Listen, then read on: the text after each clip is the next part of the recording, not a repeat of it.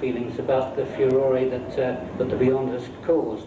Just the Beyond, or the others as Or well? the others as Beyond. well, yeah. What, in this country? In this Where? country particularly. With regards to the censorship, etc. What's my feeling towards it? Well, I have to say I was fairly horrified when my brother told me I was starring in 2 video nasties. I wasn't expecting that at all.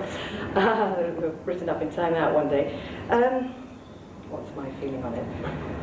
Well, that's a large question, isn't it? It's probably a loaded question as well. I mean, each country has its rules and regulations, doesn't it? And I guess if you don't want to see them, you don't have to see them, do you? And look, you're all here, and here we are in Britain, and you've all seen them a number of times, so if you want to see them, I guess you can get hold of them.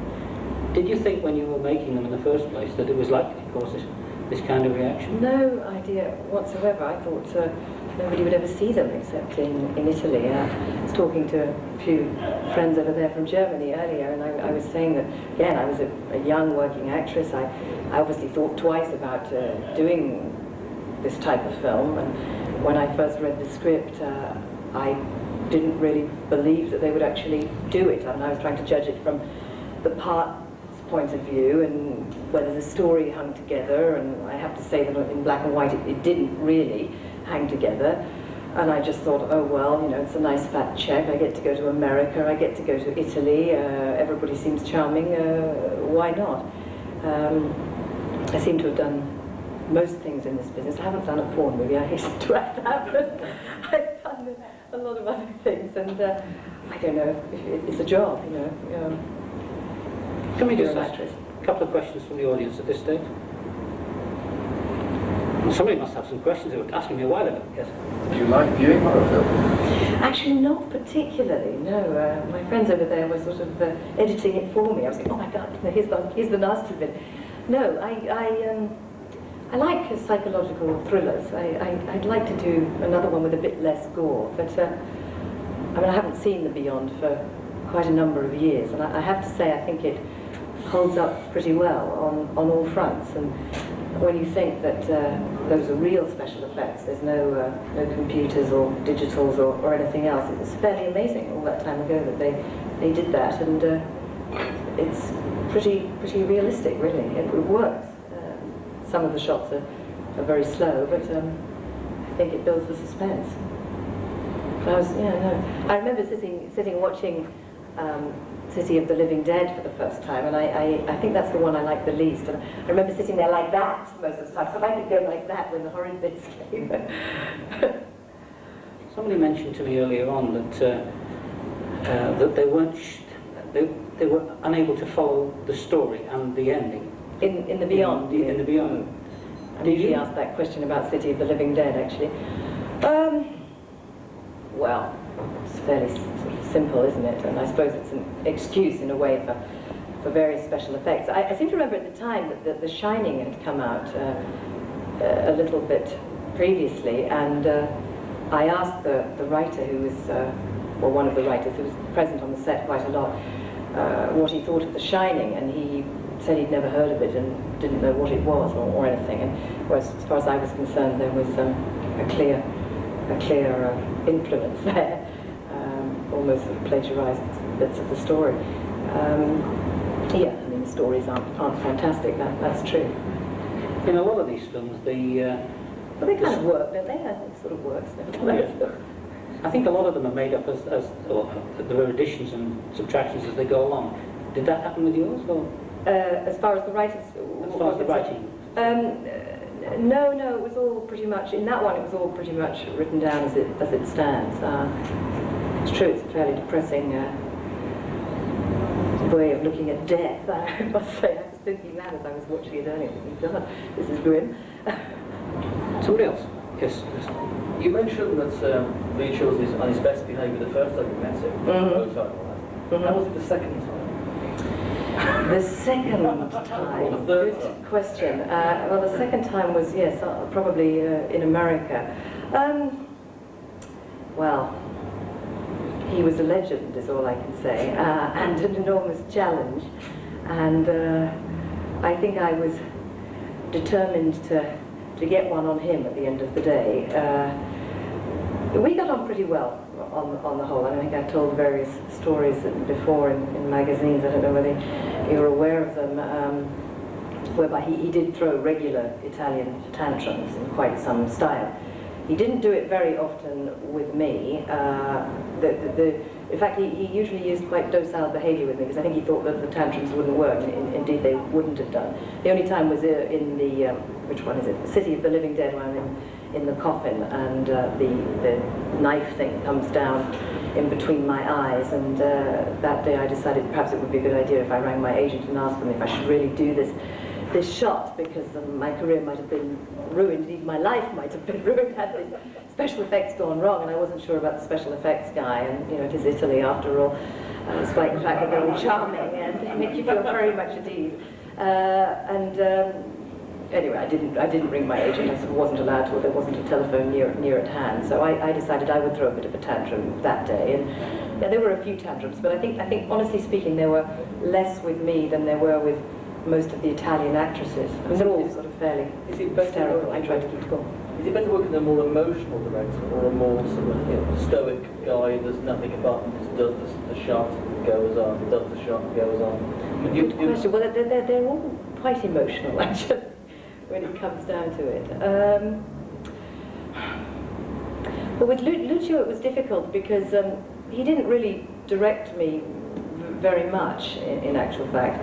And after a while, I think I realized that he perhaps trusted me to do what he wanted to, and I suppose that gave me confidence, and I found his tantrums quite amusing on the whole. It probably all added to the atmosphere, particularly with that type of a project. I mean, there are other projects where you're perhaps having to do something that's actually much more difficult, because I mean, not that all that emotion doesn't come from the inside, but you're getting rid of it all the time, so it's actually quite liberating. Whereas if you're doing stuff that's much more, well, from the inside, has to be kept in, I don't think it would help too much if your director was having a tantrum and screaming at you. Yeah, he just made me laugh, quite frankly. I thought he was hysterically funny, which is probably what helped me get through most of it. But there was I think there was a mutual respect between us. I knew that he liked me and that he respected my work, so that gave me confidence as well. Now, we were friends at the end of the day. Over there? That's why we did 3 movies together, I guess. In House by the Cemetery, was the little lad, the kid, as horrible in real life as he was in the film? You mean sort of spoiled brat, is that what you mean? No, I think he just looked that way. Yes, I'm trying to remember, it probably wasn't his voice, actually. He was probably dubbed. It was brought across as really horrible.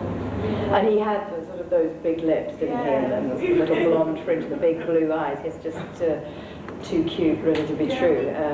No, he was okay. I mean, I watched that film again at the Eurofest in October, and I started to wonder how we'd got him to do all of that. But Lucio was actually very good with kids, so surprisingly enough, yeah. It seems to have really horrible kids in Italian films. It seems what? Really horrible kids. What, horrible because they're all a bit sort of brattish, you mean, and too cute. Yeah, possibly. No, he was actually quite sweet, and his parents were there all the time, and quite what they were doing, letting him do that, I can't think really. But no, he was okay. He was dealable with. I mean, it is difficult to act with children and try and make them appear real and frightened at the same time. I mean, it's seriously difficult. But Lucia was very nice to him in between takes, and I guess I don't know how many kids they tried out, because normally that's what they have to do in order to get one to appear credible. Because if he'd been, I mean, do you think he was bad at the same time, or just horrible? I think it was the voice that when he was dubbed. Well, you see, I think that was the problem, probably. It was probably, I can't remember whether it was dubbed by an adult, but it's quite possible. That's often the case. Quite how much he was aware of the rest of the movie, I'm not sure. So I don't remember him actually being. Was he present when a lot of really horrible things were going on? He was. Was he? He was. Yeah. Was he? Can't even remember. I get them all slightly in a muddle. No, he was. No, maybe he wasn't. I don't think he was. He was just the sort of more psychological build-up scenes. I don't really know how Lucia got a performance out of him like that, because at least on screen it appears real, even if the voice is. Yeah. But maybe it kind of adds to it that the voice is a bit sick. Now, unless we have any more questions, I'll bring to a close at that stage and take this opportunity once again of thanking Catriona for making the journey all the way from France to see us. And, Oh, great pleasure. It's nice to be invited. Thank you.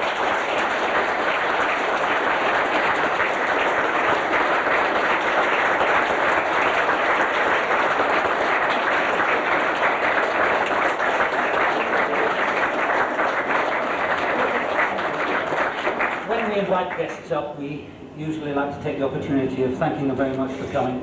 And we'd like to present you this with our Sophia, which is the Society of Fantastic Films International Award for your contribution towards the genre. Thank you very much indeed. Thank you.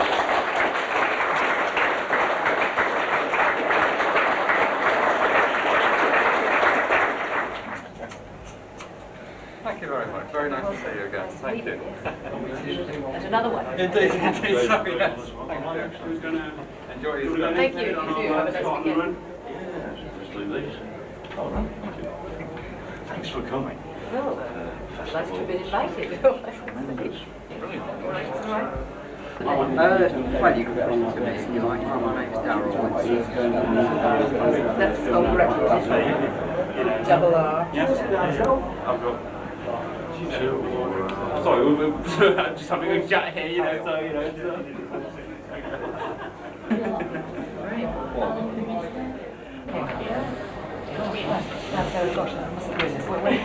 Anyway, do you want really effects in your name or? Photography for a job, did you? Well, I just noticed this. Yeah, that's it. So, you know, it's all should be ready. Yeah, just rattle it away. Is it a night job or? At the minute, I think it's going to be both, actually. So, I yeah. think, well, this weekend it is. Yeah, exactly. Yeah, day and night. You know, all like night. So. Might put you off.